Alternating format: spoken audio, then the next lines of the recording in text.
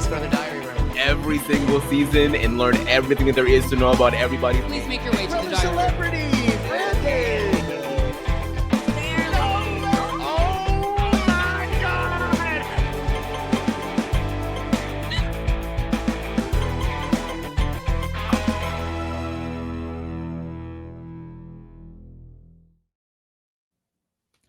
Welcome back, everybody. Welcome back to another episode of the Diary Room podcast. We are trying to find the best Big Brother player of all time. And this is going to be a fun one today because who knows, we might have the winner of this whole podcast with us today. But before I bring her in, excited to talk to her. Of course, I am Matt here with Aman. Aman, how's it going? I am good. I am very excited for our guest today as well. Happy to be back for another round of BB Madness, sending 3 bitches home and progressing 3 bitches forward. So excited for it. Yes.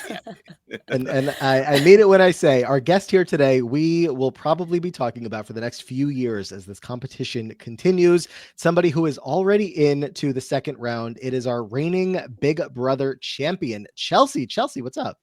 What's up, y'all? I'm so excited to be here. Also, y'all need to tell CBS to steal this theme song that you guys have because I was like, what? I like this. Yes. I'm excited to be here. It's so excited to have you here. Obviously, BB27 happening right now. Again, reigning champion. Are you enjoying? I mean, how could you not be enjoying this year as the reigning champion? I mean, the year is amazing, and it's so crazy to watch a season now from like the outside looking in. This season is diabolical. That's why I'm like, did people watch our season and say they were like actually absolutely crazy? And I think y'all did. I think we may be worse than some people. Shade, and I love it. So I love this season. It's been a fruitful year. Our season is interesting. Bless it all. But it's been a great year. And Aman, we've had plenty 26 come up on the wheel so far, again, including Chelsie, who's already gone through, and I'm sure you co-signed. Great question that I totally am ready for. Actually, I am. You beat Big Brother 16's Brittany Martinez, so it wasn't a very close matchup, though. Yeah, that's fair. But you probably would have beaten quite a few people, so just a couple. I appreciate that. Just a couple. But yeah, it's your season has come up quite a bit, being the most recent completed season. So many of them have already come through, which is it's just so funny to me because we're doing all seasons, North American seasons, Canada, BBOTTs, Celebrity, and the latest season has already appeared so many times. Obviously a little bit of that has to do with the amount of familiarity that some of our guests have with the show, but still, even through all of that, I'm pleased that so much of BB26 has sort of made it through at this point. It shows an upward trend in the ability of players these days. You know? Thank you. I'm glad our trauma created great TV. Yes, absolutely. But Chelsie, you've been all over the place lately. You were on the first episode of BB Unlocked with Taylor and Derek for the draft. You were on RHAP a little bit ago. I mean, again, it's been great to have you as a part of the community, like now on this side of the screen. I do hope that, we'll see you more on maybe another show or two some point. Is that in the cards? Maybe, hopefully. Stay tuned. Yes. I can't say much. I'll get in trouble, but yes. Yes. Oh, well, actually, I might have forgotten about something in the meantime anyway, but I dare to say, don't we already know about one of them? Come on. To peek behind the curtain of my brain, I talk a lot about a show called The Challenge. And so that's kind of where I was going. But yeah, maybe other shows as well. Yeah, but my dear friend Cedric is on this current season of The Challenge. So we got some Big Brother people who are circulating other shows. So very much exciting. How's he doing over there, Matt? As of right now, we've only seen very little of the show, but strong start. I think he in the opening challenge finished like 3rd or 4th overall out of all 32 people on the show. So yeah, he's like, y'all aren't about to Big Brother me anymore. I'm about to make it to the end. I was Okay, proud of young him. Cedric, I'm here for Right, it. young Cedric. Yes. Yes. Shout out to Cedric. But Chelsie, let me just tell you real quick, from your season, again, a lot of players have made it through in this competition. Even some surprises. The only players that have not made it through so far that have lost a matchup, a couple from the pre-jury portion of the season in Lisa, Kenny, and Joseph. But then also Chemo and one of your final 3 members, Cam, also lost Cam, his matchup. Yeah. who did he? Do you know who he lost to? He lost to Big Brother 17's Shelly in a very close matchup, but 2 votes went No to way, he Shelly. lost to Shelly. Yeah, it was a long debate. Very long. That we can't necessarily rehash right here and now, but it wasn't easy. We'll say that. We had a Okay, lot that's fair. of talking about the intricacies. It was one of those matches where you were forced to sort of talk about the intricacies of each person's game. And at the end of that deliberation, we were like, yeah, we think that this might need to Shelly go. took the W. Ooh, Yeah. bless his heart. Bless, he keeps taking L's, man. I felt bad. I did.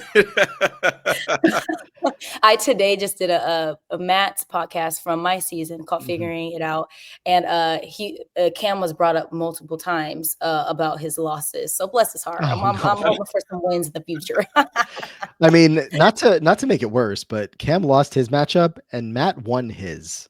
Matt won his matchup?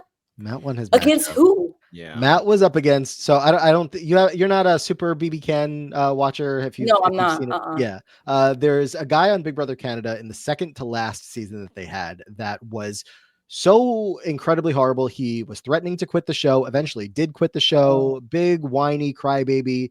And so he was deemed worse than Matt, who just kind of got a bad draw with the first HOH of Angela.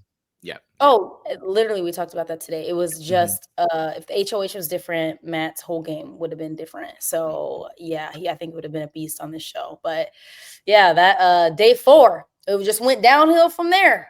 Crazy. Not for you. Yeah, it did. Not for me, but yeah. Not for you. Have you been putting yourself into this season of BB27 at all, thinking like, if this was me in this cast, what would I do? Who would I want?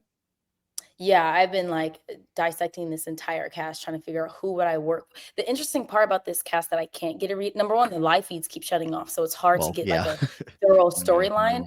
But also, there's no. I think it's forming, but there is no like power structure, and rarely anybody is being adaptable in this game. So I'm even sitting back like, who would I work with? Because everybody kind of seems unhinged and not being like really wise. You know what I'm saying? Like, what are we doing? Yeah. So I don't know who in the world I would probably leech on Rachel as a shield. But that's about it. Everybody else, I'm like, did y'all watch this before y'all went on? Yeah, but very entertaining cast. Like, and I probably would have latched on to Ava. I have a weird obsession with Ava, kind of like I did Quinn, and I like her a lot. So this cast is just so interesting. It's hard to get a read on the power dynamic, and I would obviously want to be in the thick of the power dynamic. So I can't get a read. I feel like it's still too early. Yeah. And it's funny because as of the time that we're recording this, this is around the time that your alliance in your season was starting to take a couple of hits.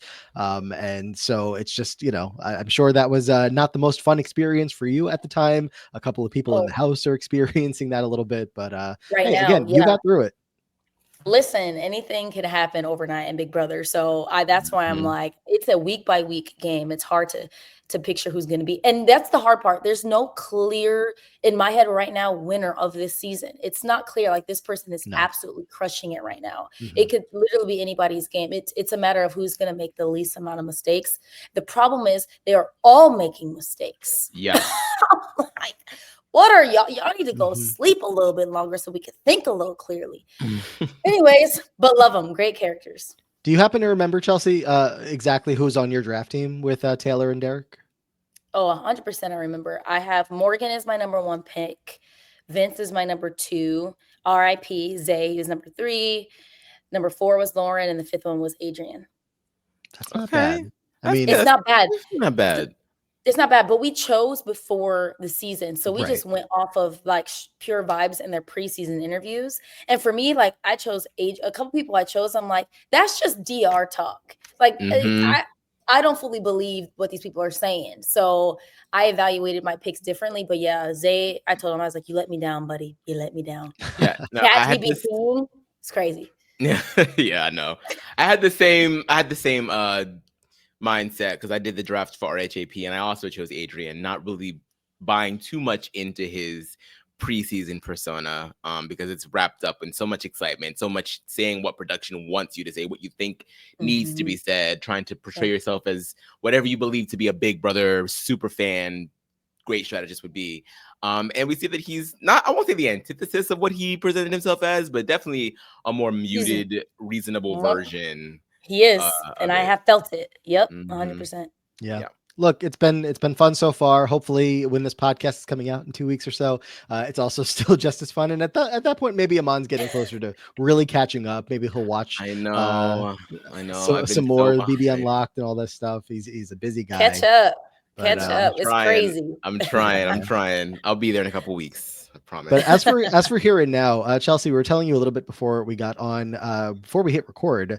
This is a very small wheel for us today. And again, that is not anything to do with you. That's to do with the fact that we are so deep into this round. This first round, we started it over a year ago. So many people come on and they know a lot of the recent seasons. And so a lot of those players get eaten up. And with all that said, let me share this wheel that I'm on. This is looking like a loser's bracket here. I believe. What do we have here? We have about 15 players here today.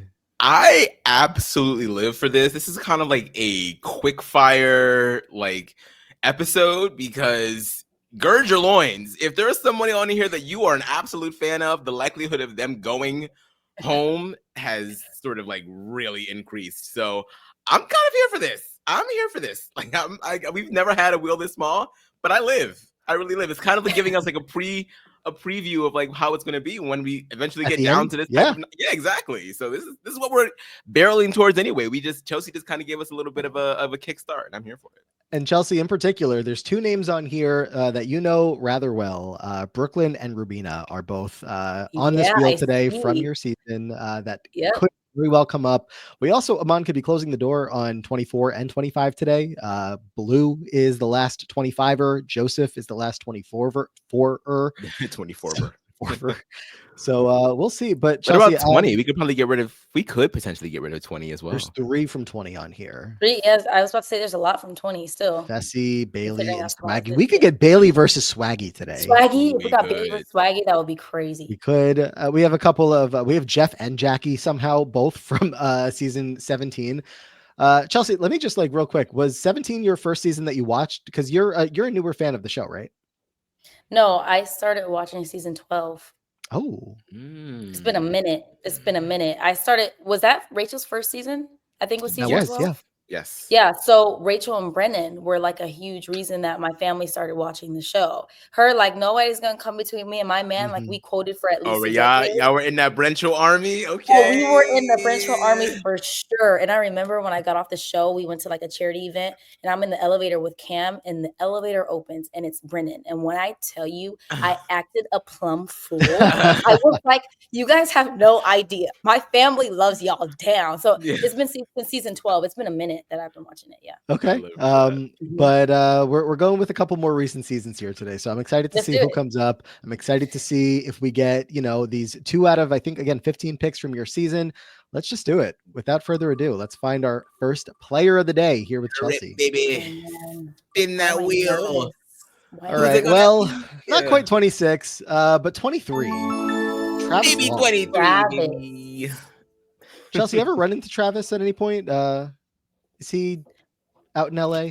I feel like he doesn't he's not really around for the Big Brother stuff. He's not really involved in the Big Brother stuff, but I've never ran into him. I don't know if he's in LA. Wasn't he the first boot? He was the first boot of Big Brother 23. Yes. Yeah. I haven't ran into him yet. Because I feel like every so often I see him and Corey Brooks. People are like, oh, look, this person's on an ad for underwear. And it's just randomly modeling. He does a lot of online modeling and stuff like that. Because he lives in Hawaii, right? So he's, Oh, is that the case? Yeah, I'm pretty sure that's where he's from. That's where he stays. LA. That's where he resides. So it's not surprising to me that he's not super involved with alumni Yeah. activities. But it seems like a cool guy nonetheless. I follow him. He's just out there being hot, living his life. It's Yeah. hot. Yep. Let's talk about Travis. Amon's going to read out some notes real quick, which is going to be real quick because it's the first boot of BB23. But we'll do that, and then we'll talk about Travis and go from there. All right. Okay. Travis began his game on a high after being promised safety by the first HOH, Frenchie. However, with Frenchie also desiring to either target physical threats or break up a showmance, this led Frenchie to go back on his word to Travis and named him the replacement nominee. After a week of non-stop gameplay and wandering targets, the House decided to take out Travis in an 11-2 vote.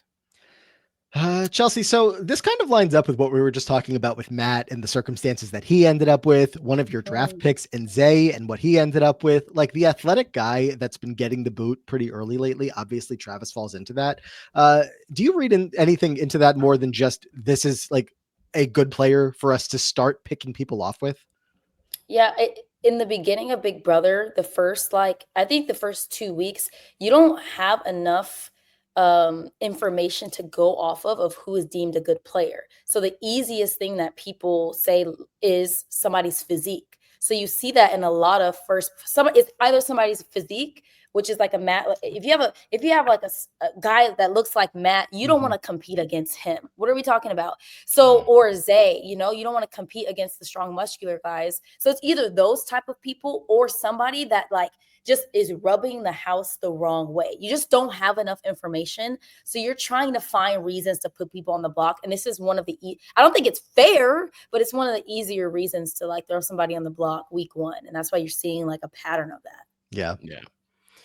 Yeah, Travis, I think, out of all of the targets on the oscillating layer of targets that was Frenchie's HOH, I think it was just an easy one for everyone to sort of land on. He has all the visual cues of a comp threat and all of that. And I think after Frenchie declared to the House saying he wasn't going to get rid of a woman and he didn't want to get rid of any POC, even though he went ahead and put up Alyssa and Kylan first.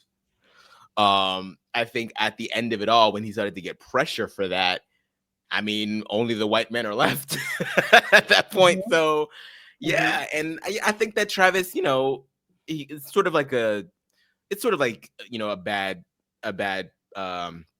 luck of the draw with Frenchie being the first HOH, but also I don't necessarily think that he really did too much to save himself. Like he kind of was just there socializing. He didn't really do a lot of campaigning to keep himself there. So I think that he was kind of just like along for the ride, just hoping that literally the wave would just take him where it needed to go. But yeah, and that's what you see.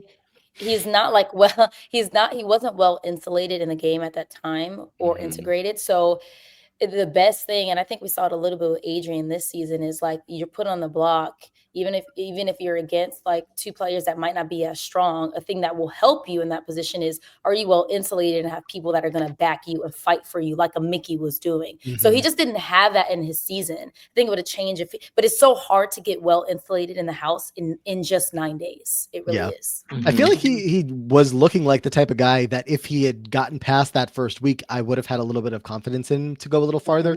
I feel like he shows some charm on the way out. He like takes his shirt off, like, all right, I know what I was here for type of vibes as he's like getting evicted. And gives Kylan a lap dance for his birthday, doesn't he? I feel like I remember that. That sounds familiar. But even like, look at this cast picture. I'm gonna zoom in for the YouTube. I was already looking at his legs. I can't even lie. Yeah. This is the cast picture. Chelsie, do they He's let a you take surfer, your bro. First of all, if they ever had us do cast photos with our toes out in the open, I would be like, first of all, y'all better pay me 10 times more than what you are to show these feet. What are we doing? Any chance, Chelsie, that you have seen the Big Brother 18 promo pic? I was going to say nothing as scandalous as that. Does that sound familiar at all? No, it doesn't. Now I got to look it up. Big Brother 18. It was, well, I feel like I don't want to explain it yet. I feel like I just want you to see it. Yeah, let me see if I can find it. Oh, it's all blurred when it comes to when it comes to a Google search, everything is I feel like it's been scrubbed from a lot of places. Like you used to be able to grab it pretty quickly, and now it's you kind of got to dig for it these days. But was that Casey's season? Who won season? This 8? was BB Nicole 18 was Franzel. Nicole Franzel. Oh, when Nicole she won Franzel. with You're right. Paul and Davon returning and Yeah. James and.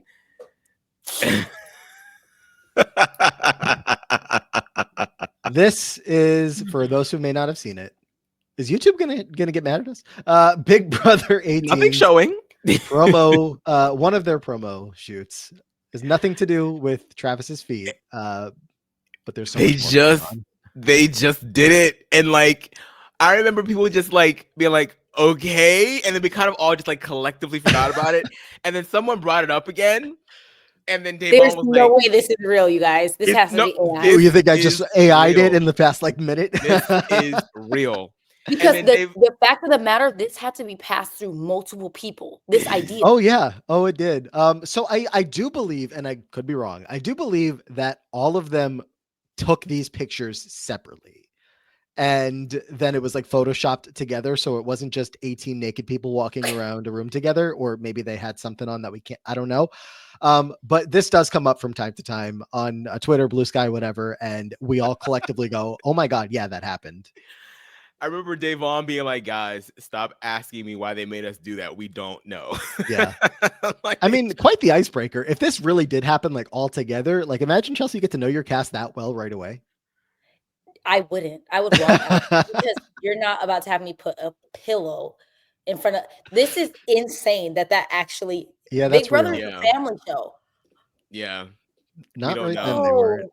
We don't know. I will never forget that image. You guys are forever scarred. I think it was like National Nude Day or something like that. Yeah, it was something like that, like leading into the season.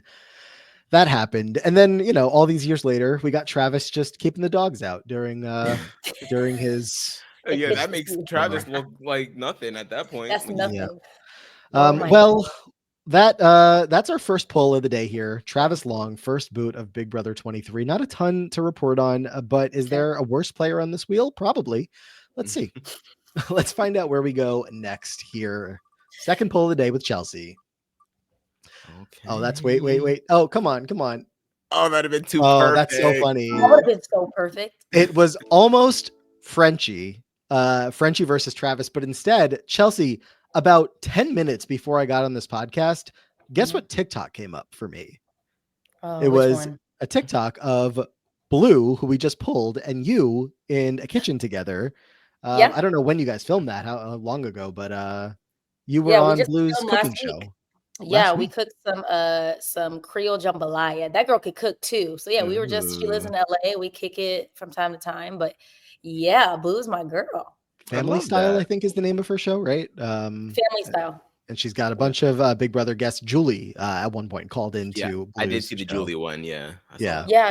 She was like, "You're gonna be my second guest." I was like, "Oh, dope! Like, who's your first?" She said, "Julie Chen." I said, Julie. Like, "Yeah, you got Julie.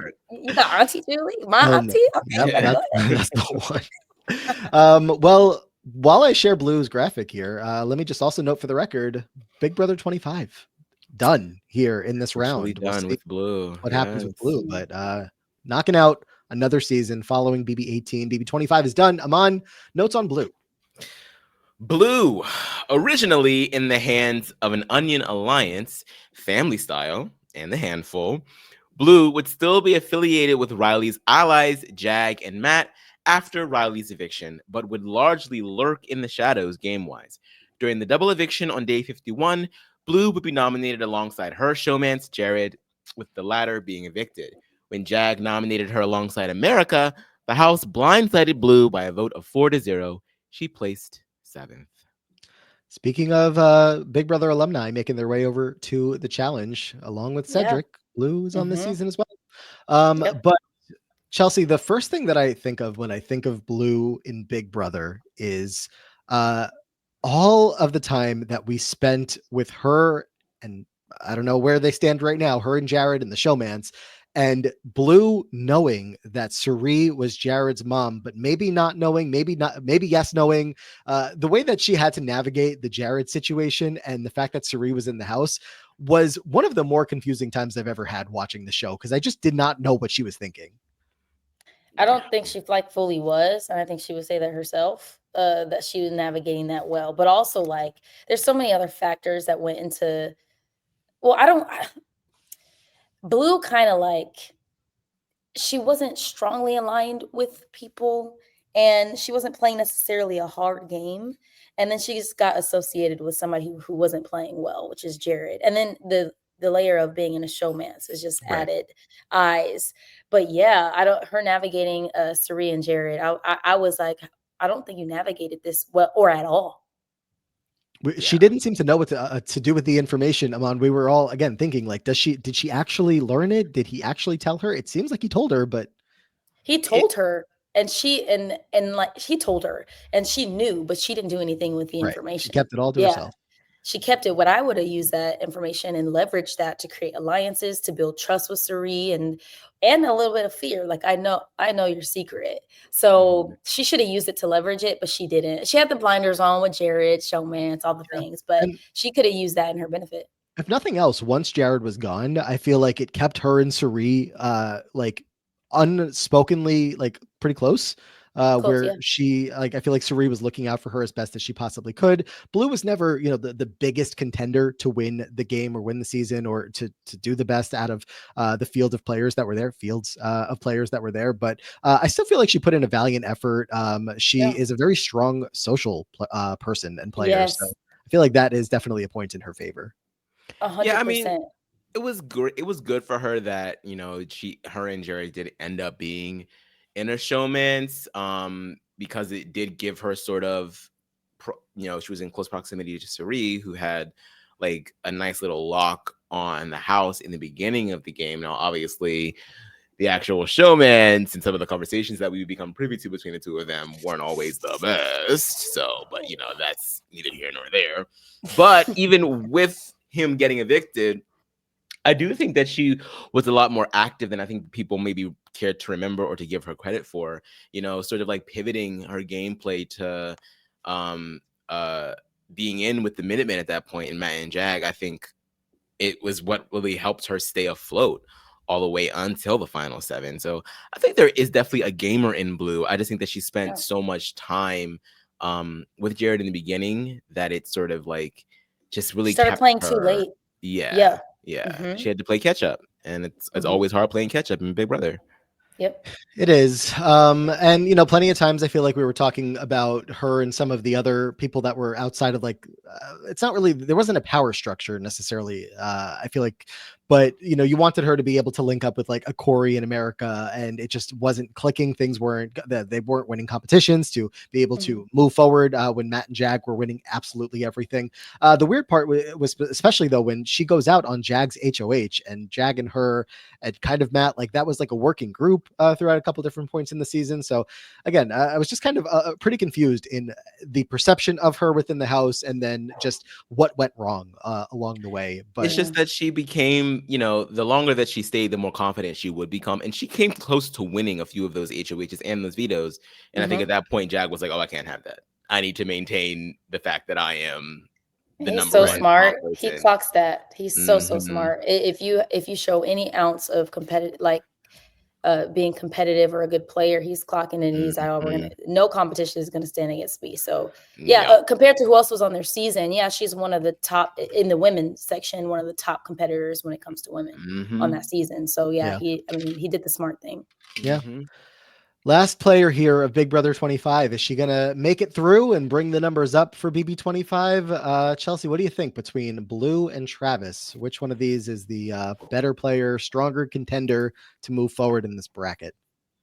I mean, if Travis stayed longer in the house, I think that he would have more of an argument or dog in the fight. I'd have to go with Blue, like getting in a showmance early, lasting as long as she did, lasting 86 out of 100 days in the house. Like whether you floated or not, you're doing something to stay in this game. So I'd have to give it to Blue in this one.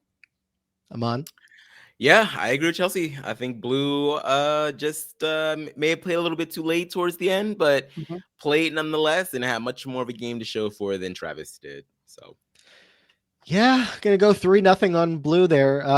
Exactly what Chelsie just said. If Travis had stayed a little longer and had more of an opportunity to show more, then you could see a world where he goes through. Obviously, it's hard with these first boots to really talk through what their potential could have been. But your butt on the line in week one, like you have to show us everything you got in that first week. And plenty of players have, plenty of players that aren't first boots, but were on the block that early went on to show us that they're capable of surviving a week in the Big Brother house, even if it's that first week with little, very little going on, very little information. Again, like Chelsie was saying.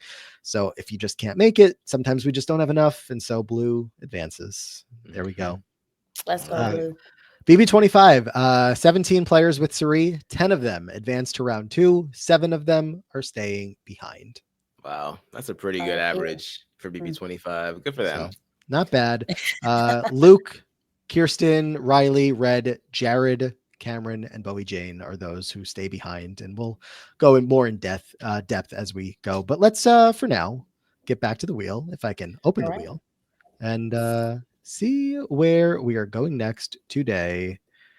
Round 2, baby. Let it rip. All right, let's see. Way you go. I want one of my season people to pop up on here. That would be nice.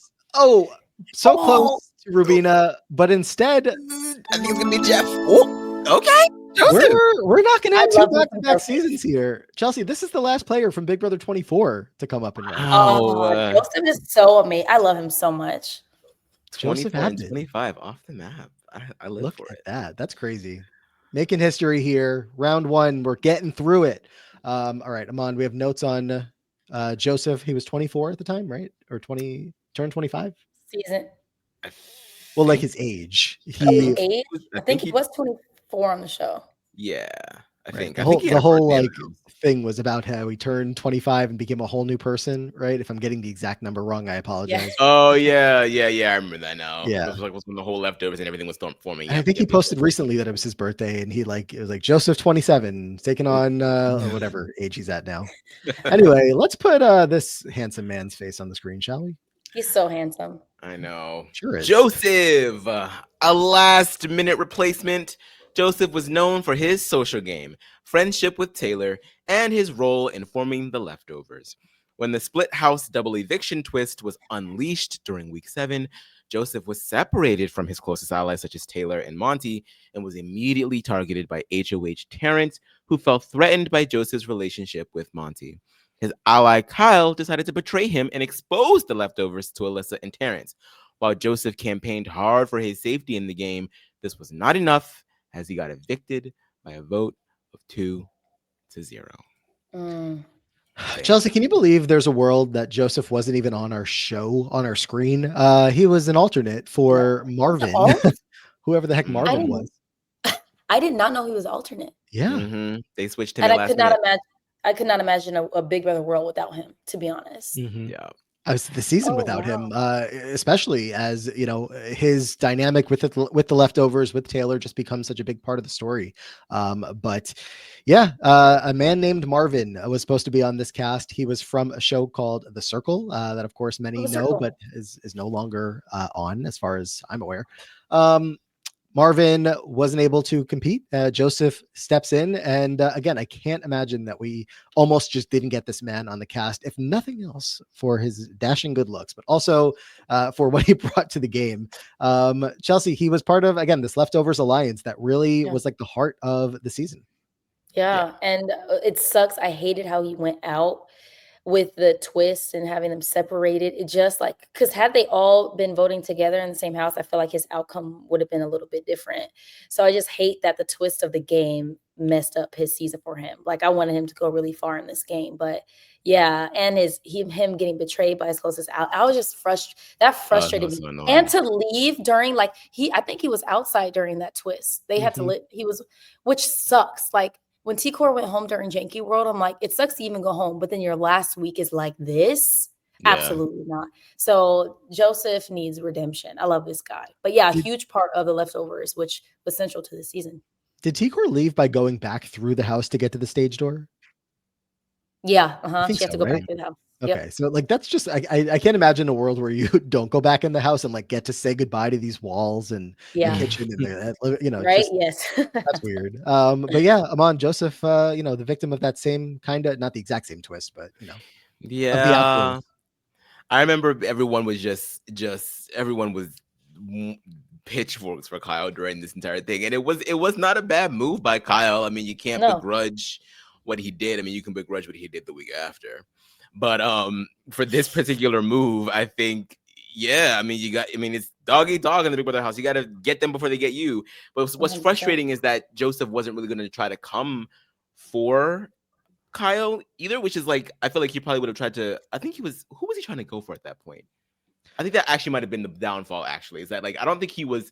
What makes it frustrating emotionally is that he was not going to try to go for Kyle, but at the same time, it's like he's going for you, so you probably should still try to go for him. Go for him. So that was just that sort of like made the knife twist, and then what also made the knife twist was when the two factions come back together, and then Taylor is like looking for him as the back door is open again, and he's nowhere to be found. We're like, girl, stop looking. Devastating. It was just like, no. But I feel like Joseph is interesting because I feel like he didn't really start off in a good spot. I think he kind of like all of the things that he had going for him in the beginning of the game were like not really concerned too much with him. Like I feel like between like he had this thing going on with Pooch, but Pooch was such a social pariah that it was just like, girl, no. He had like a thing going on with like Kyle and Monty as well since the beginning, but Kyle and Monty also had other things going on that he was not involved in.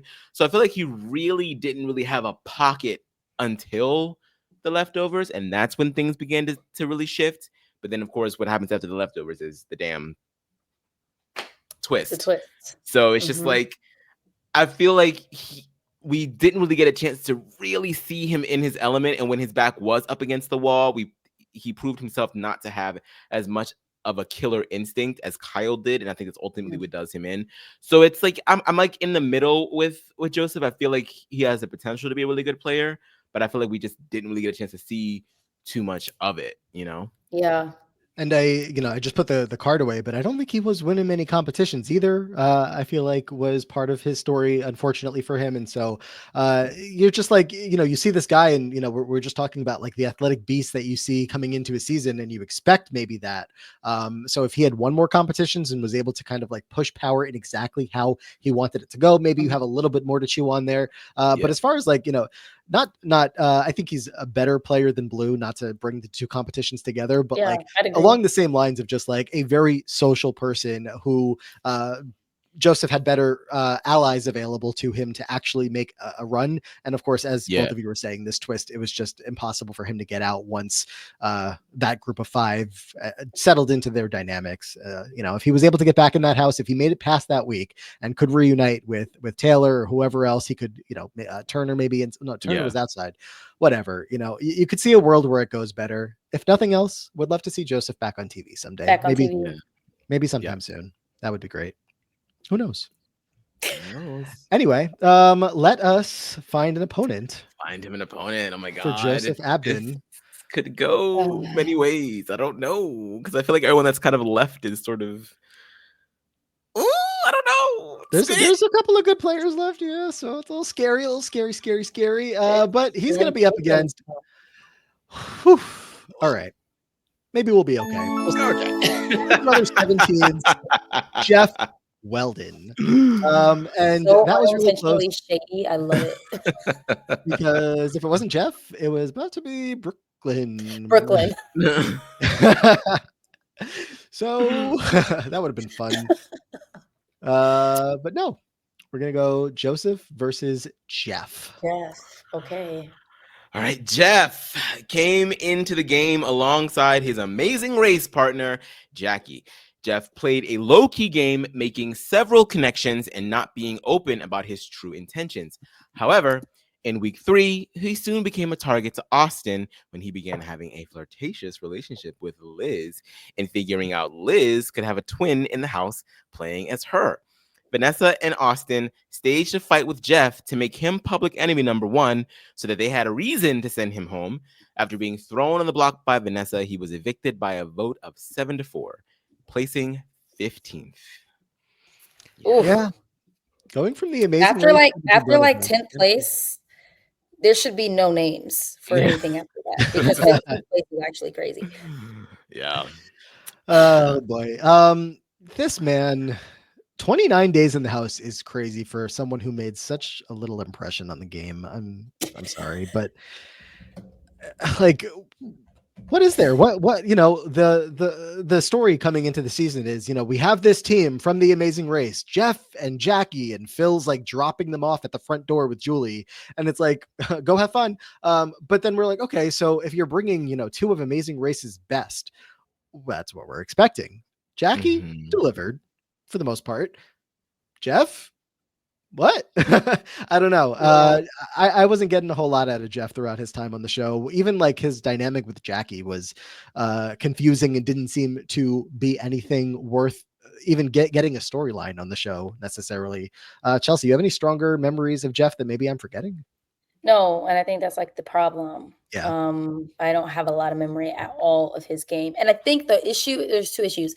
Number one, they were hyped up by this whole, drop them off at the door, Amazing Race crossover, this whole thing. So everybody is expecting these, like, some type of huge storyline with these 2 people, and you got nothing from him. He also fell subject to a player like Vanessa. So there's just like, if you're not playing hard in this game and you have really strong strategic players in this game, you're going to be easily forgotten. And so, yeah, he didn't really make a mark. What did he do? Did he do anything? Yeah. I mean, yeah, I feel like in the beginning, he at least was sort of like, I think he was sort of like up there with like Vanessa, and well, not so much Vanessa, because Vanessa was kind of like low key in the beginning. She didn't really start kicking it up until like this week, really. I feel like he was like he was playing hard. Like he had his like a little alliance that he had his like people that he was surrounding himself with. He was trying to like control the house, but I do think largely, yeah, like it's Austin, man. Like once Austin like had his eyes set on Liz, and like game over. That one specific part where like Liz went under the covers with Jeff at that point, and Austin walks in on it. That's game. You're done at that point, because like he's not going to rest until any type of competition for her affection is gone. And he was infatuated with her early on in the game, so it was interesting dynamic. It was cool to see them back this season. Yeah, and I don't think that, and like it was so funny to me because I remember Julia, when they were switching in and out, like Jeff would be nice to Liz, but he wouldn't be nice to Julia, or Julia thought the same thing about him. Because I remember at the end of his time being there, he was like, that's why like one of them was into me and one of them was not. Like I couldn't figure out what was going on. I was like, why is she's hot? She's in under the covers with me one day, and the next day she like barely knows that I exist. And Julia kind of felt the same way. It was like he's like really mean to me, and Liz is like, well, no, he loves me. So it's like it was just like it was so. I think that was just like, I think that that twist fucked him up. It ruined Imagine his game. getting in a showman's twist and you don't know that the girl you're into is 2 different people. That's messed up. They should have at least told.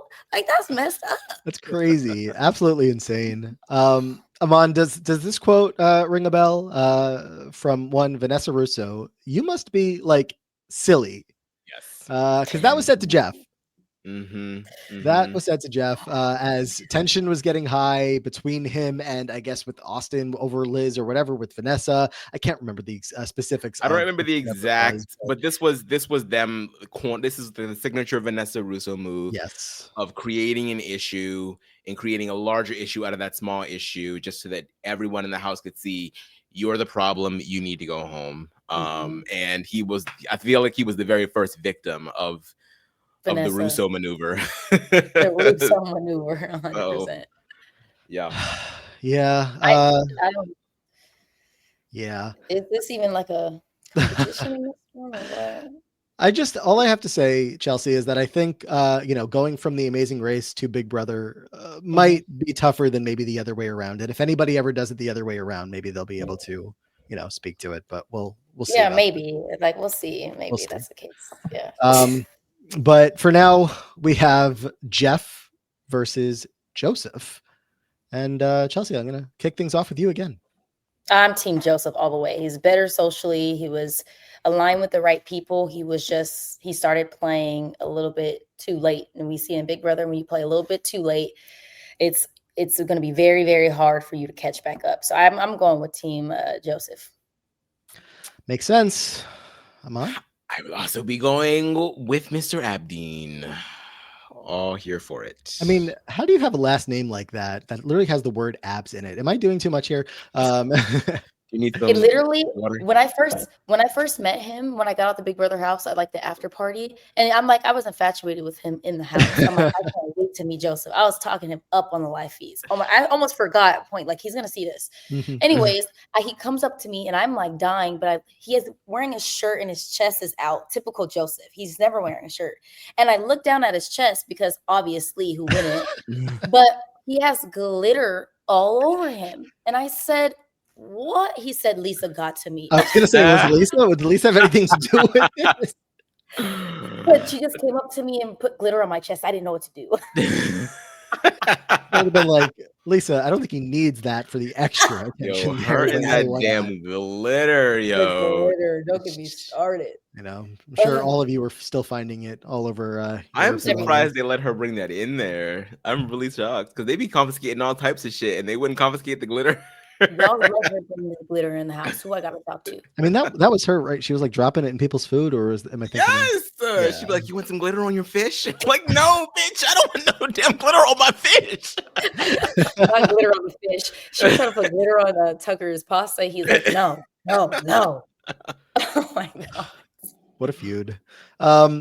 Obviously going to make this 3-0 for Joseph to go through, but even more fun is that we have a patron who has cast a vote as well for Joseph, making this a 4-0 vote for Joseph. So as always, sometimes these votes end up just piling on to, a 4-0, but just in case Joseph got like a Brooklyn, would have helped Joseph to have that extra vote. So 4-0 is the final total here to get Joseph through to the next round. But actually, I'd like to shout out exactly who it was. I think it was Aaron. Yes, Aaron got the vote in for Joseph. Let's get back to the wheel for one last time today here with Chelsie. All right, let's do this. Get somebody on my season. I know, like it's crazy how this doesn't happen. I don't rig the wheel, but sometimes I wish I could. It'll happen. I can. I feel like it's giving like Rubina. It is not Rubina. Not. Well, what are the chances that we're gonna go from Jeff to Jackie? Obviously, pretty good. Look, we have to talk about Jackie. Yeah, I mean, the better half of this duo. I think you might as well give her a little bit of shine. All right, Jackie. Real quick though, now I believe that Becky is the last player from 17 to come up, and she's going to come up next so that we knock off 3 seasons in one day. That's what's happening here. Watch it happen. We'll see. But in the meantime, Jackie, Aman. Jackie first entered the house with her amazing race partner, Jeff. Throughout the game, Jackie was loyal to her alliance members, Jeff, Becky, James, Jason, and Meg. She played an under-the-radar game and was able to get a good read on the house until the second half of the first double eviction, in which she was nominated alongside Meg by HOH Steve. After losing the POV, she was evicted in a 6-1 vote, receiving only Becky's vote to stay. So aside from Jackie, Chelsie, I have a question that kind of has to do with Jackie and season 17's players. So many people on this season, obviously they have the battle of the block, so it's a different type of format to start off. Yeah. But you have your Jackies and Megs and Beckys and people that were not like a main part of like a core alliance. So like for you as a player, how do you like mentally figure out what to do with those types of people? Because essentially like that's what Mackenzie was before you picked her up. Yeah. I evaluate with those type of players. Are they floating and that's part of their strategy? and they're being smart by like not picking a side. So is that part of their strategy, or they literally just like are not into this game and and I really have nothing to worry about them, and I can completely control the narrative of their game? I would say Leah falls more into this, where I'm like, is floating part of her strategy? If I feel like it is, I'm getting you out of here like immediately. That's what especially if I feel like they have great social capital in the house. Like, because most people in these positions don't really have beef with a lot of people or anything like that. So it's hard. You just have to evaluate like, why are they not strongly aligned? And is it part of strategy, or they're just not, well insulated in the house? If they're not well insulated in the house, I don't have an issue with them. I'm like, I'm gonna keep you until I'm ready to get rid of you. You're not like a threat to me. So yeah, she's one of those players that, but I don't even know if that was part of her strategy, Jackie's strategy specifically. Yeah, I feel like it was hard to say, Amon, with this cast, because they were just so consistently thrown on the block with the Battle of the Block twist that none of them ever had a chance to really grab onto a power structure. Plus Vanessa Russo, Yeah. Yeah, she really did. I mean, I think the only disservice to her game, which I think that she really overcame pretty quickly, was just her attachment to Jeff. I feel like he was really beginning, like his image in the house was really going downhill, and I feel like she was able to sort of like pivot away from him in enough time that she wouldn't be the very next person out. And I do think that her setting up with the goblins and Meg and James and all these people, I think it really was a nice home for her. I think that she obviously had a little bit of athleticism going. She was able to win an HOH comp, so she was able to affect some change in the game. Again, like you just said, I think the biggest obstacle for her really was just the ineptitude of the rest of her alliance in regards to like fighting up against like Vanessa and other players that were a little bit more, that could have probably been on her side, or she could have picked up on to have on her side a little bit more in a Steve that Vanessa had kind of already gotten to first. So yes, it's like a lot of these players, season 17, literally Vanessa was your issue. It wasn't even that you played a super terrible game. It was that Vanessa was just running circles and got there. She was 5 steps ahead, and you can't catch up to her. Yeah, Jackie ends up going out on the Steve HOH, and I there's so many HOH decisions throughout the season that us at home were wondering about, specifically, I guess, when it came to some of Steve's decisions along the way to his winning game there. But when he is the one that takes Jackie out, and you're just like, wait, what? Like, of all players, Jackie? But obviously, looking back, it makes plenty of sense. Like Chelsie was just talking about, these players, you don't know what to do. You don't know what their strategy is. I still don't know what Jackie's plan was. I think her hope would just be to go forward in the game, continue coasting through, and hoping that she somehow gets taken to the end and has, or wins her way to the end and has enough friends on the jury. Obviously, that can work. Maybe 1 out of 100 times that it just, everything falls your way. But again, not with Vanessa Russo in the house, or not with even just like players like a Steve that goes on to win the season. People that are thinking through every step of the game, like a Chelsie, that you can't just hide from them. They're looking at you, even if you're not thinking about them. And I'm probably being a little too mean towards Jackie here, because I don't think she was completely unaware of the game. It just never clicked. And specifically, there was even Julie called out Jackie, and I think Jeff too. When Jeff got evicted, she like made a comment about how they weren't doing anything, and there was nothing was going on. So yeah, I mean, when he left, she was basically like, okay, I wish you well, bro. Like, yeah, I mean, I feel like, I think that she, I think she came into the house not really knowing the show that well. I will say that she's one of the people that sort of adapted well. Like, again, she found her clique, she found her home, and I think it sort of just became a team game for her at that point. And there were more powerful players in her alliance, in maybe like a Becky or a James, that were willing to take shots. Like Becky almost got Vanessa up out of there. Almost, but Vanessa worked her magic. Shelly ended up going. Vanessa ended up staying, and then the rest of that house then just strikes back, trying to weaken that side. And Jackie just ends up being collateral, because if you're trying to like take out the real threats that are coming for Vanessa, you take out Becky. So it's like, it's just, I think she just didn't benefit. She didn't benefit from knowing the show well enough. And I also think that she did not benefit from having an alliance that was strategically sound. Yeah. You know, I just think that Vanessa and the Ost twins were just, well, more so just Vanessa really, and Austin maybe, were just, they had contingencies for contingencies. Like it was just, they just got outplayed. It was just no way. Like Vanessa was supposed to go home. Vanessa was supposed to go home on Becky's HOH. Like, I still can't believe she stayed. I remember I had pitchforks. I was so pissed. I was like, why is she here? Imagine yourself now though. Like you would have been upset that Vanessa stayed through the entire season. That was the young BB fan of me that was not appreciative of, like, looking back at it now, I'm like, damn bitch, you did the damn thing. But like back then I was like, get her gone. I'm so sick of it. I'm sick of it. That's what people talk about me, so I get it. Hashtag Team Vanessa. I feel like I kind of want to look at this wheel a little closely because we can see it so well. It's so intimate here. Obviously we still have Brooklyn and Rubina. So, you know, the chances of getting someone from 26, I don't know. They're still slim, but maybe, again, 17 could just be completely wiped off in one episode here. If Becky gets pulled next, we are not going to get the Swaggy versus Bailey matchup. I know. I wanted that really bad. That would have been dope. Yeah. But we still have some BB23. We have Azza. We have Christian, Alyssa, Frenchie. If Frenchie gets pulled here, Frenchie versus Jackie. I don't know what the heck's going on.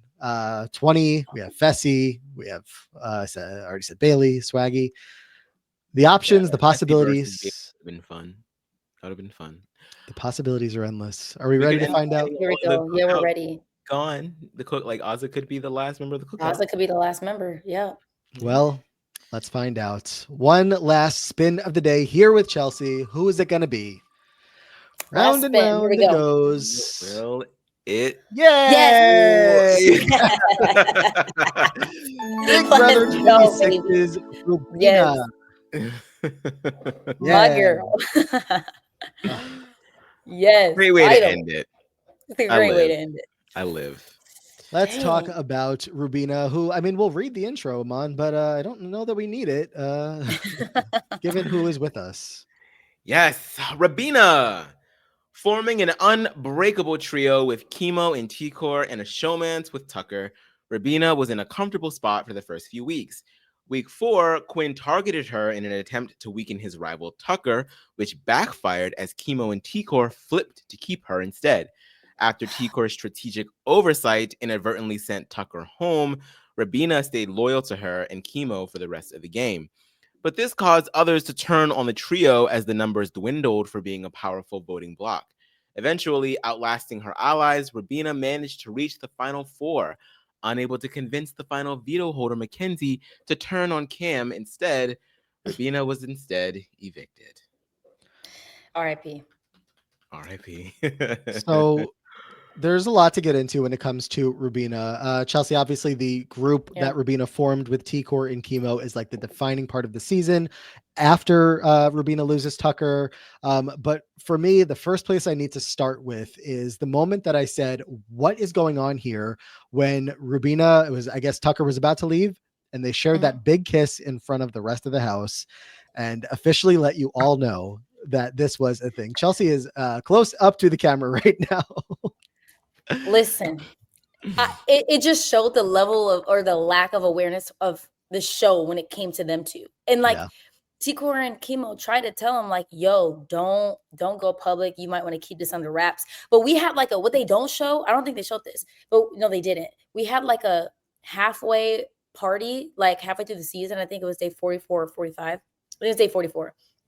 We had this party, so we had a little drink in us, you know, music, having fun. Everybody's feeling good. And I'm sitting here looking at Tucker and Rubina, kind of their hands were a little loose. And I'm sitting here like, is anybody clocking this? They're in plain sight, like all over each other. Then I see them escape the room during our party. And I'm like, So I look at Cam and Cam looks at me. He was like, where'd they go? So we sprint over to the rock room where I slept and bust open the door and they are making out. I was like, oh, I'm so they had a whole moment, like a panic moment. the party's over, live feeds are back on, and they have this whole like, let's reveal our love to each other. And here's the thing. I was like Team Tucker and Rubina in the house when it came to their showmance, partly because I thought it was cute. The other part, I was like, great.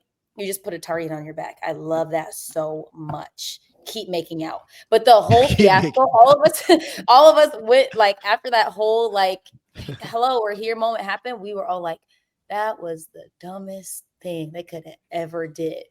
Everybody was like up in their field. Not everybody, but a lot of people. I was like, this is awesome for my gameplay. Yeah. This was great. It was also, you know, I would have been in that house a little jealous of Rubina, but that's just me. You are thirsty this episode. I can't control who's coming up in conversation, but I don't know if that was a factor for anybody else that was in the house, but it would have been for me. Chelsie, my other thing that I think of with Rubina is after T-Core's gone, it's Chemo and Rubina both still in the game with you guys. Yeah. We're sitting here in the audience knowing that you, Cam, and Mackenzie have this game on lock, and we're waiting for you to evict Chemo and Rubina. When we get to like the final four, especially, I feel like was there more fight coming out of Rubina that we just didn't see? Because I wasn't seeing it. I wasn't seeing like the real like, you know, push to get you guys on her side, to get her to stay. She tried with me and Mackenzie to do like the whole storyline of I want a female to win. Right. So she was really trying to like convince us it needs to be a girl this season, get rid of Cam, all of the things. The problem in that narrative that I caught, and Mackenzie as well, was that was a narrative she gave us, I think day 1 or day 2, that's the type of game she wanted to play with women, yada, yada, yada. When Tucker comes into the scene, you see her take her showmance, and that's precedence over the girls thing. So when she's spinning this narrative back around that she wants to be back with the girls, Mackenzie and I would talk, and I'm pointing because Mackenzie's in here. Mackenzie and I will point, and we would be like, we ain't boo the food. If Tucker was here, you would not want, you would take him to the end over us. So she tried at the end, but again, it was too late. When you play too late in this game, or you're switching your narrative up, like you're saying one thing, but your game did not match up with what you said. We're clocking that. You know what I'm saying? And it's like, I think she might be just giving a slip service. It's a little too late. And she wasn't trying too hard. And the issue is like me, Mackenzie, and Cam, we brought everything back to each other. So there was just like, you know, some gaps in her story when she would talk to Mackenzie versus when she would talk to me versus when she talked to Cam. We would all come together. We're like, nah, it's time to get the boot. She played too late. And I think if she would have restructured, or her biggest issue in this game was once Tucker left, she still remained only loyal to really Chemo and T-Core, and that's not enough people. So if she would have just started over after that, made more relationships. She didn't play bad socially. She was liked in the house. She played a fair social game, but her foundation was rocky since the beginning, and she played too late. And we were already solid for weeks. There's nothing really that could break us at the end. Yeah. I think I think Rubina probably does well on most seasons. I think she's one of those players that typically goes far most seasons. She's likable. She's cute and petite. You know what I mean? She's just she just feels like she's a nice presence to be around. But I do think that there is like there was also like this level of codependency, I think, between her, Chemo, and T-Core. And I think that unfortunately Chemo and Rubina sort of got like the short end of the narrative as far as like fans were concerned. It always felt like T-Core was more of the strategic powerhouse within that trio. So it feels like everything else in Rubina's game gets watered down to just sort of being a follower of T-Core, which I know is not to be like the real case. Like obviously from the day to day, obviously Rubina was a part of strategic conversations and there was more to her game than just that. But I think, from a storytelling perspective, which a lot of times can become reality in Big Brother, that's kind of where she fell. And when the rest of her alliance is gone and it's just her by herself, again, this seems to be the theme of the podcast, it's too late. So it's too late. And she's well liked in the house. Like great socially, people love being around her. Like she was not like, she was easy to get along with in the house, all the things, but she put so much of her time in the codependency to just two people. I think had she spread out a little time, because literally they would be up to like 5, 6 a.m. They only really spent time with each other. Had she kind of leveled out that time with other people and spread out who she was hanging with, I think she would have been a little bit more protected by some of us. But she was like, nah, these are my people. I'm rocking with them. Then we got them all out.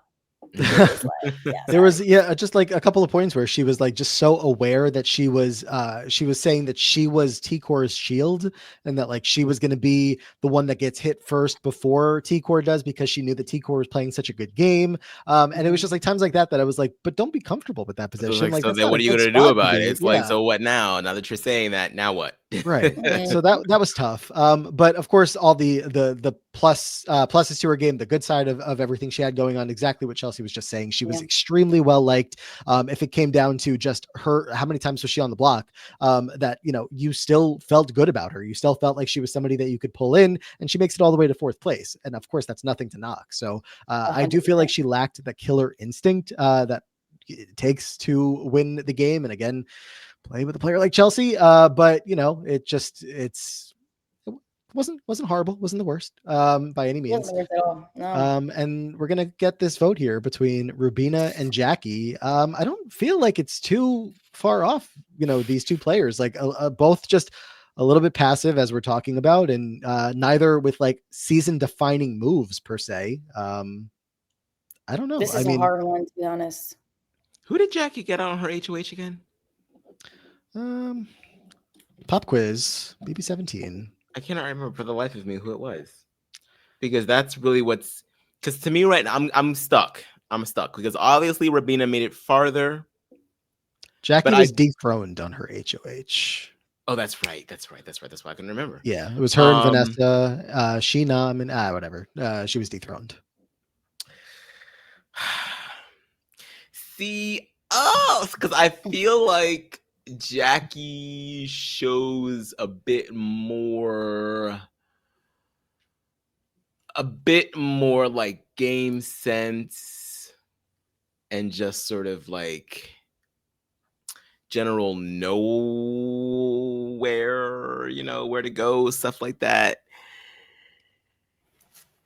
But I don't say know what you gotta say. But I don't know.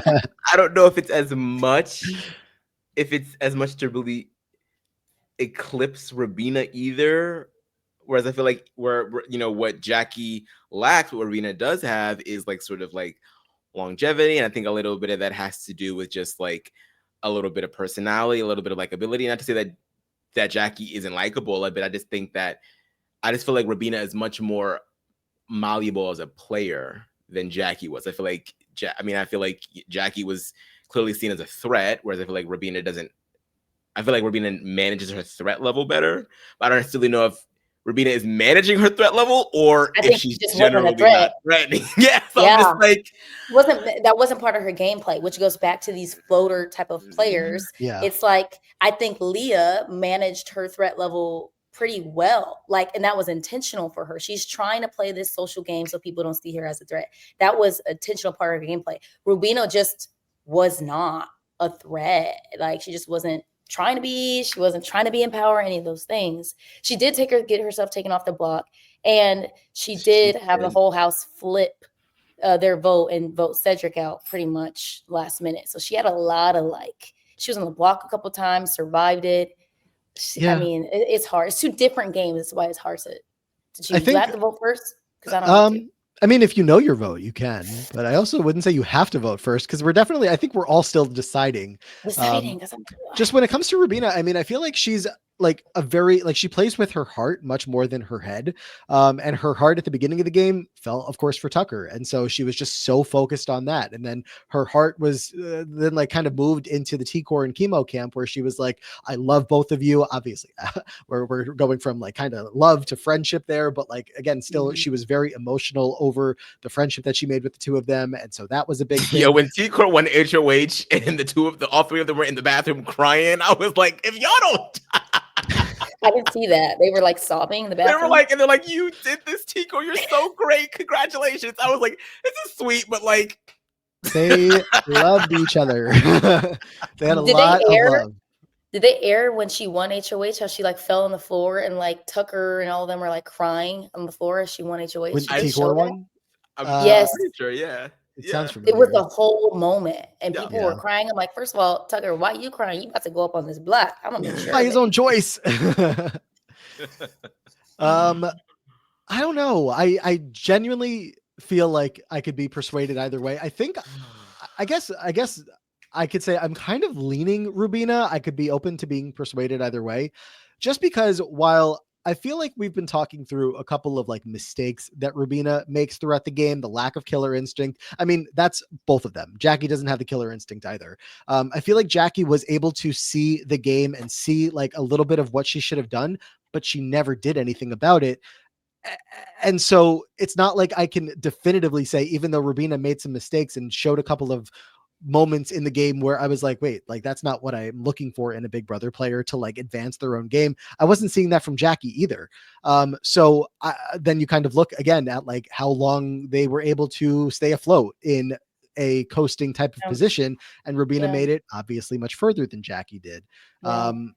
If they played again type of thing, if they take what they learned from the first time and try to apply it towards playing again, I'm like, could Rubina leave a little bit of the emotional aspect at the door and really try to play this game now that she like knows it a lot better? I could see it. Whereas Jackie, I don't know. I kind of feel like it could go the same way. So I might be leaning Rubina.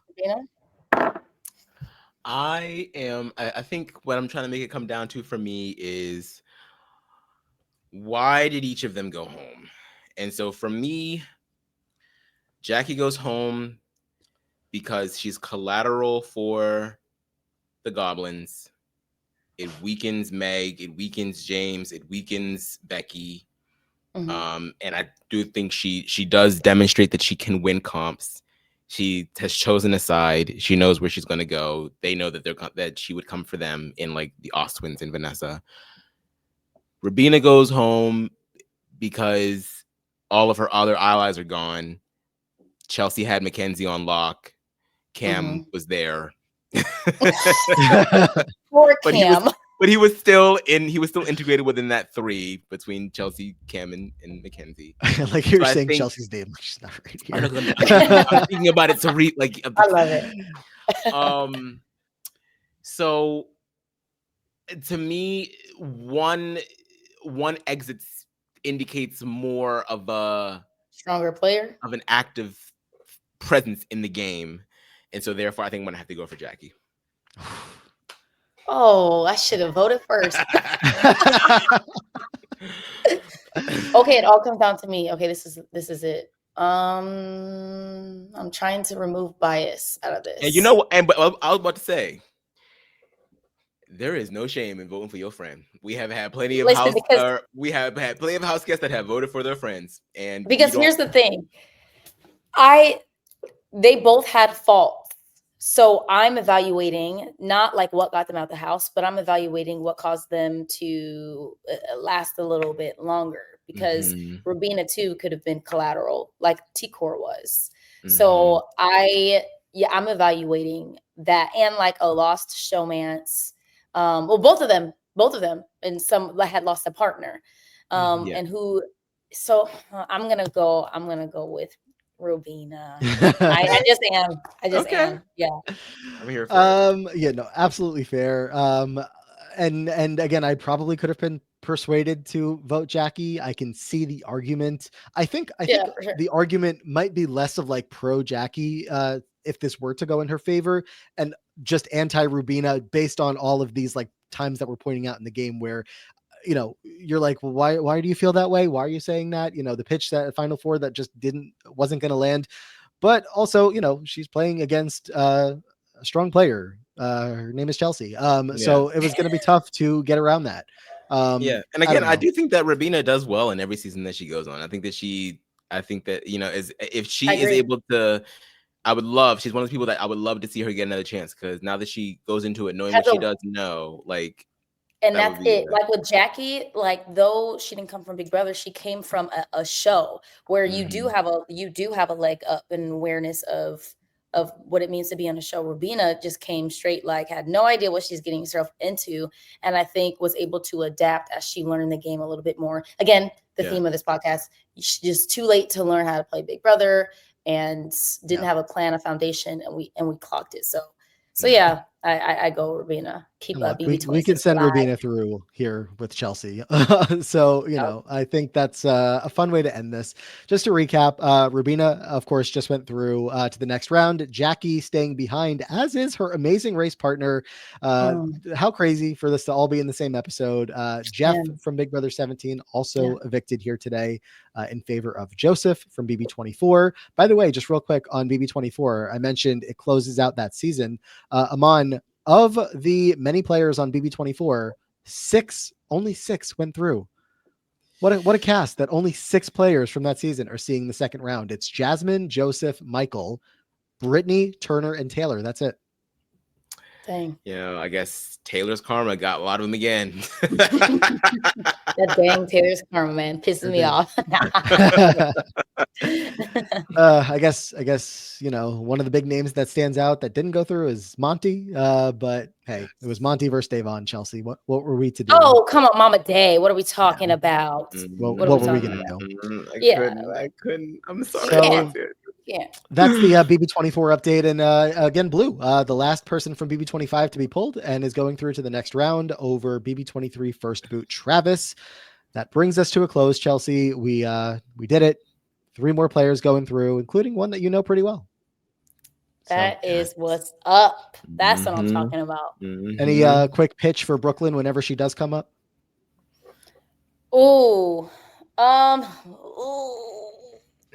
I mean, the pitch is obvious. She was playing really well. That's, you know. She played really well, and then her emotions got the best of her, and she did not manage the block well. Had she managed the block well, she would have had a little bit of competition with me and Cam, but she did not manage her emotions well at all. She was like, y'all want to put me on the block? Y'all are going to get hell. And I'm like, okay, I got to separate myself from you because you ain't doing this right. So she was one of the top contenders. Like from all these podcasters, Rob has a podcast. She was the top 3 for up until when she was on the block. So well insulated, strong, but a little bit too strong when you need to kind of there's moments to put your foot on the gas pedal. There's moments to brake. And she's like, I'm gonna push on this gas. So I think that was a bad move, but she stayed a little bit longer, had she not got into Tucker, I think she goes down. Ate that damn charcuterie.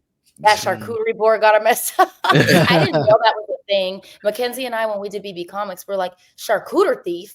What does that mean? And so we were sitting in the final eviction. She laughing. And so we're sitting in the final eviction chairs, or like the final 2, and they play the video. We're dying laughing because we're like, oh, that makes sense. So yeah, like had she not eaten Angela's cheese, and I think she would have had a better shot to go a little bit further. Also, I'm now realizing that Mackenzie's literally in the room with you. Mackenzie's in the room, and Matt. You want to say hi to them? Oh my God. They're both here. Yo. Hi guys. Oh my God. They're so great. Not crazy eyes. A screenshot of this because we have 3 people in the next round of this podcast going through. Look at that. I know all 3 of them. I don't think they can hear us, but that's okay. Hi. I live for that. First food, last food, dinner. Amazing. Yep. Hope you guys are having some fun, even if you can't hear us. We are. Yep. Y'all were giggling and laughing the whole time, Yeah. so I was kind of interested in the conversation. No, I should have. I know I have my headphones in. Well, hey, if you ever want to stop by, it's a guest. We're not going. We got room. I know. I just hear y'all spitting names, and I'm like, who are we talking mess about? I was like, let me pop up on that thing. I'm gonna see what she says. So they said you got through against. You already made it through. Against. How did this really not great guy from BB Can 11.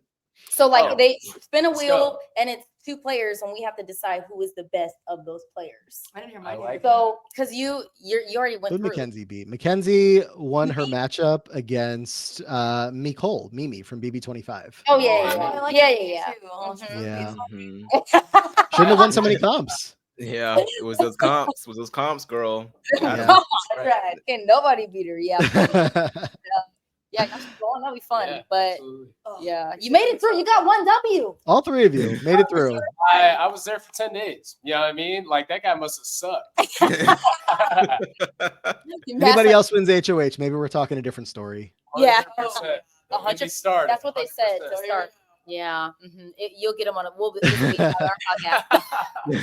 Before Chelsie, you were like, "Oh, Mackenzie was in the room." I thought you were talking about like being in the HOH room when Rubina Yeah, was that's making what I it. thought Oh, too. sorry, no, like And then you were like, "Oh no, she's like literally right there." Clarify, yeah. I was Oh, trying to wow. I was giggling sometimes, and I was trying to be quiet. Well, we appreciate you her guys saying bracelet. hi. Yeah. Yes, thank you for the little cameo. Thanks for the Appreciate it. cameo. But yeah, I think we're about done. Chelsie, thank you so much for joining us today. Thank you, Yes. guys. It was a pleasure. It was so much fun, and go BB26. I'm trying to ride us to the very end. Absolutely. You guys are doing pretty good in this bracket here. So we'll catch up again at some point in the future. But in the meantime, Chelsie, where can people find you online and anything else they should be looking for? You can find me on all platforms: Instagram, Twitter, Facebook, YouTube, all of that. Chelsie Baham, and stay tuned. Keep watching CBS shows. I will, be having appearances on BB Unlocked for the rest of the summer, and maybe some other fun appearances. So I'll see you guys every other Friday this summer. There we go. Love It's that. every week. Is that the Yes. exclusive? Every other Or week, every- I'll be yeah. on. Yep. Yes. Love to hear it. Okay. No, Yo, BB got these people. They got y'all employed. Honey. They're like booked and busy. I'm here for it. Yes. On the payroll. Yes. Right? Transitioning that to say, unlike Aman, who is not booked and busy because he is too busy right now. Aman's too busy with his studies and all that kind of stuff. So protein shakes and getting muscle. Yes. and So, that the only place you can find Aman right now is here. But Aman, anything else today? No, that's it for me. You can follow me everywhere at Amon Adwin, and that's it for me right now. And congratulations to Aman, first podcast we are recording since Aman is now an uncle. I am now officially an uncle. Congratulations. Thank you. Twin sister just gave birth, so I'm a new uncle. So crazy. I'm really excited. So, nice. crazy exciting stuff. And then for me, check me out on the Free Agents podcast talking about The Challenge season 41 right now with Cedric. So Cedric. fun stuff happening over there with Blue, who came up on the wheel tonight. So that's going to do it for now. Looking ahead, just so you all know out there, we're going to be doing a little bit more of some BB Can going on around here because we've had a lot of episodes lately with BBUS. So keep an eye out for some more BB Can, but with a little bit of a twist for anybody out there who doesn't watch Big Brother Canada, or didn't, I should say. A little bit of a twist to keep you all interested as well as we go. We're going to figure that all out. Check back in next week and we'll figure that out. Thanks again, Chelsie, so much for being with us today. Of course, if you guys are looking for more from us, check us out on Patreon, patreon.com/The Diary Room for all of our bonus content. But Aman, otherwise, let's wrap this one up. Yes, our thanks to BB26 winner Chelsie Baham, and of course, little cameo appearances from Mackenzie and Matt. And until next time, guys, please go to the diary room.